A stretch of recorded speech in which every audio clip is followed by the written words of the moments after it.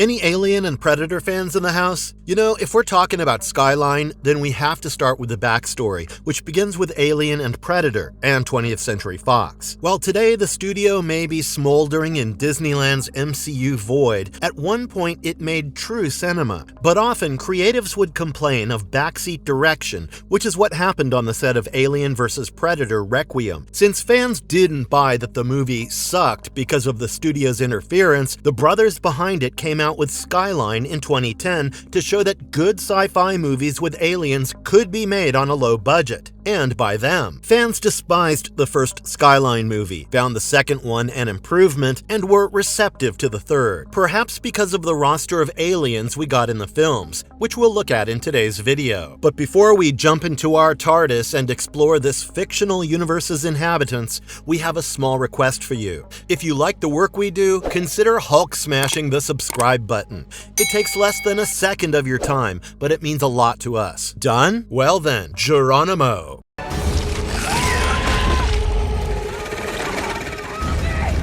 About them. Have you seen the Cybermen in Doctor Who?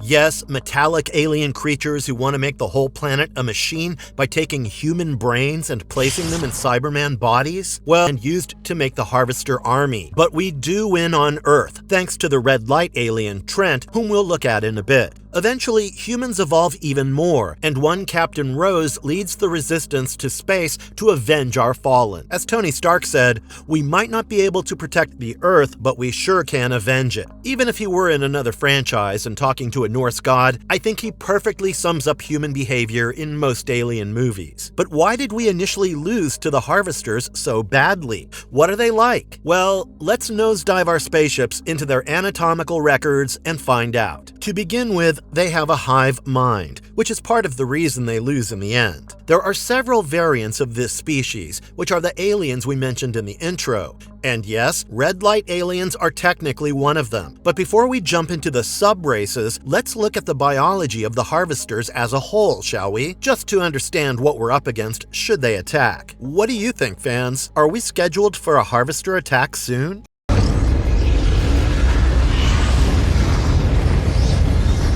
Harvester biology. Often seen as black multi-limbed creatures, the Harvesters are hypnosis-practicing aliens who can use their hyper-advanced tech to put other species, including humans, in a trance, which they then use to take out their brains and feast through their orifices, or create more of their own. Yet, since the hive mind is said to be humanoid, some theorize that the cephalopod-like creature is a servant of the hive.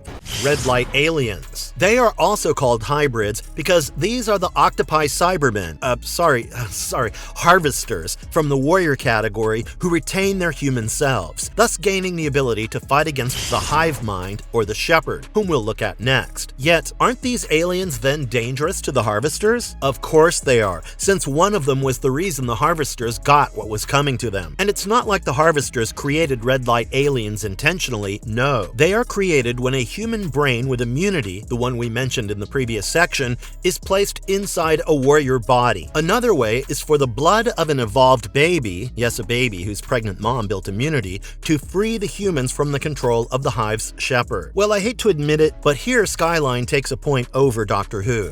Cybermen were just defeated with an overload of emotion, which is a good metaphor, but we love strategy here. Though, hearing your child cry for you and that breaking you out of being a Cyberman, top tier always. Shall we move on to the next Harvester type, fans? But before that, you've stayed so far, so maybe consider gently tapping the subscribe button, the proposal, and all that. Do you get that reference?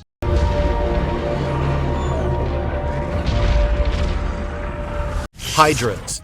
And no, we aren't talking about the Greek monster whom Hercules defeated. These Hydras, whose name is obviously a reference to the Greek Hydra, like so many sci-fi creatures before these, are dropships that unleash the drones. Like the Cyclops in the Greek myths, these have just one eye, but in true homage to their namesake, they have multiple tentacles, just like the Hydra had multiple heads. It could have been mechas, but weren't. Yet don't be disappointed, for this franchise does have something for the mecha fans. Tankers. What a badass name. And also, what an unoriginal name. You name your hard hitter Tanker? Bombastic side-eye. Anyway, the Tankers, I'm sorry, but can anyone else say this without thinking of the boulder from Atla? Regardless, the Tankers function as mechs and have 4 legs. They're piloted from their cockpit, which is in the head, and both humans and harvesters can make them go. Wait, is this where 2013's Pacific Rim got the idea from? A fun fact is that not only are these Tankers, sorry, still can't say that without laughing, the heavy hitters, but they are also the cleanup crew, which is kind of cool, you gotta admit. Multi-purpose is always top tier, saves resources and all. So how do tankers function? Well, they gather live prey as far as possible so that their brains can be harvested in the mothership, and fans have called them the gatherers of the harvesters. Hulk-like in size, these tankers are surprisingly agile, swift, and fast, but they will concede defeat to a flamethrower and rocket shells, showing that the Mandalorians in Star Wars were right. In sci-fi, a flamethrower is your most reliable weapon. Or is it? Because tankers can level up and become advanced tankers. Retractable claw? Check. Ability to hypnotize? Check. Super strength? Check, check, check. Yes, this is the advanced tanker. Tanker 15 Pro, if you will. This one, though, is a useful upgrade, unlike, well, you know, most tech upgrades these days. Yet, advanced tankers come with a catch. They are controlled by the shepherd of the hive. Now, for the harvesters, this wasn't a bad thing, but what happens if the humans take out the shepherd? The AT goes down as well, I would theorize. You know, fans, I hear you. We're all wondering who this shepherd class, character, or race is, and why it seems like the top dog here. Well, let's get right into it. Shepherd.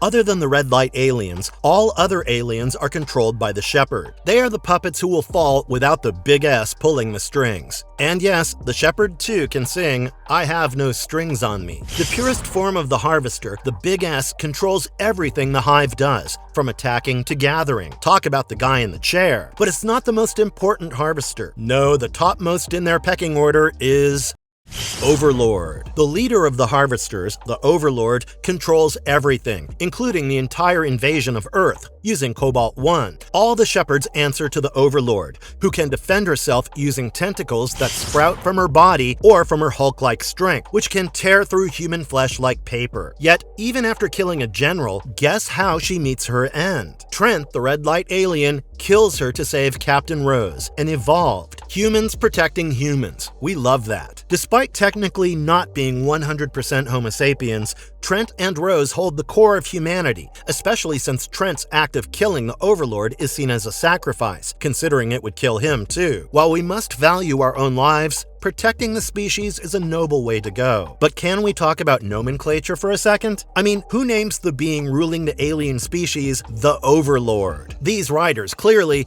but can we have more creativity, please? This movie feels like the first draft of a D&D campaign, which I love, no questions asked, because simplicity has its own magic, but it also seems like the whole movie and the sequels were trying to satirize sci-fi with their naming conventions. What do you all think?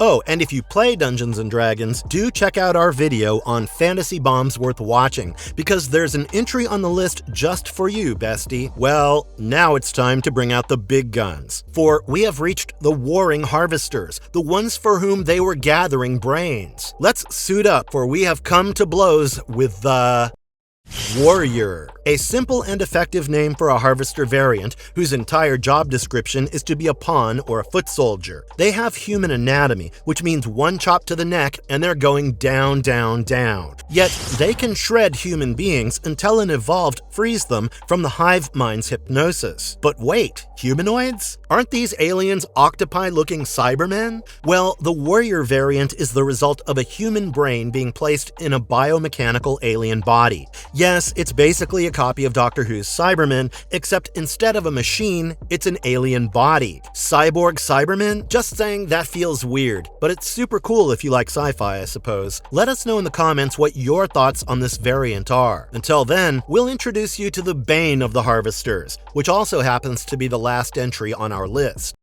Evolved. Captain Rose is in the house. The only evolved we know of in the franchise, she's like a superhuman, enhanced by the blue light that the Harvesters use to hypnotize humans. Like the clones from Star Wars, she has accelerated growth, and she can beat the Hive's hypnosis not just by being unaffected by it, but also by using her blood in a serum state to disconnect a warrior from the Hive. Talk about main character vibes. Oh wait, she is. But is she really an alien? Or just a human with powers?